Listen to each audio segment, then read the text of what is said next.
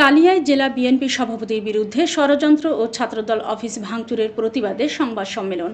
বিস্তারিত থাকছে নজরুল ইসলাম নবীর প্রতিবেদনে।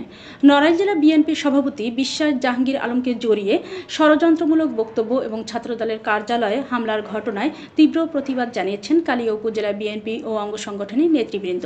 এ বিষয়ে মঙ্গলবার কালিয়ায় এক সংবাদ সম্মেলন অনুষ্ঠিত হয়।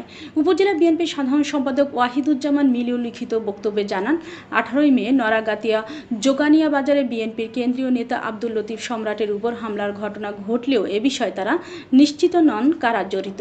কিন্তু ওই ঘটনার জের ধরে পৌর বিএনপির সাধারণ সম্পাদক সেলিম রেজা ইউসুফ সংবাদ সম্মেলনে জেলা সভাপতি বিশ্বাস জাহাঙ্গীরের বিরুদ্ধে ভিত্তিহীন ও ষড়যন্ত্রমূলক বক্তব্য দেন। মিলু দাবি করেন, ঘটনার সময় বিশ্বাস জাহাঙ্গীর ঢাকায় ছিলেন এবং 18 মে ব্যবসায়িক প্রয়োজনে বিদেশে গেছেন, তাই তার বিরুদ্ধে আনা অভিযোগ সম্পূর্ণ মিথ্যা। সংবাদ সম্মেলন থেকে জানানো হয়, বক্তব্য শেষে একটি মহল উপজেলা ছাত্রদল অফিসে হামলা ও ভাঙচুর চালায়। বক্তারা এই ঘটনায় তীব্র নিন্দা জানান এবং দোষীদের আইনের আওতায় আনার দাবি করেন। সংবাদ সম্মেলনে বিএনপি, যুবদল ও ছাত্রদলের বিভিন্ন পর্যায়ের নেতৃবৃন্দ উপস্থিত। কিন্তু গত 18 তারিখের কালিয়া প্রেস ক্লাবের সাংবাদিক সম্মেলনে সেখানে উল্লেখ করা হয়েছে, বিশ্বাস জাহাঙ্গীর আলমের নেতৃত্বে, বিশ্বাস জাহাঙ্গীর আলমের উপস্থিতিতে সেই হামলা চালানো হয়েছে।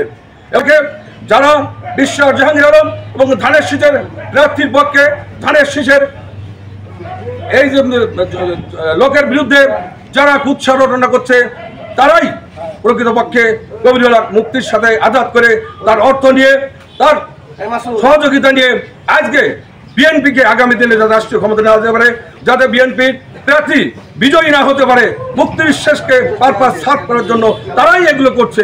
আমাদের কিছু নেতাদের বিরুদ্ধে ফেসবুকে একটা আইডি খুলে আমাদের ব্যক্তিগত চরিত্র নিয়ে টানাটানি করছে। এগুলো সবই মুক্তি বিশ্বাসের বদলে মুক্তি বিশ্বাসের অর্থনৈতিক সুযোগ সুবিধা নিয়ে আজকে এগুলো করছে।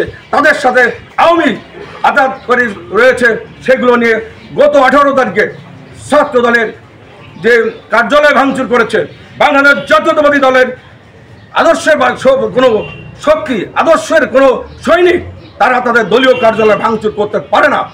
যেখানে রাজনৈতিক পরিচালিত হয়, যেখানে বসে সেই জায়গাটা ভাঙচুর করতে হলে, সেই জায়গাটা আক্রমণ করতে হলে জিয়ার আদর্শে, বিএনপির আদর্শের কোনো শক্তি বা কোনো সহযোগী তারা সেটা করতে পারে না। তারা সেদিন আওয়ামী লীগের লোক নিয়ে আসছিল, তারাই তাদের উস্কানিতে, তাদের সহযোগিতায়, তাদের সহযোগিতায় জাতীয়তাবাদী ছাত্র দলের অফিস ভাঙচুর করেছেন।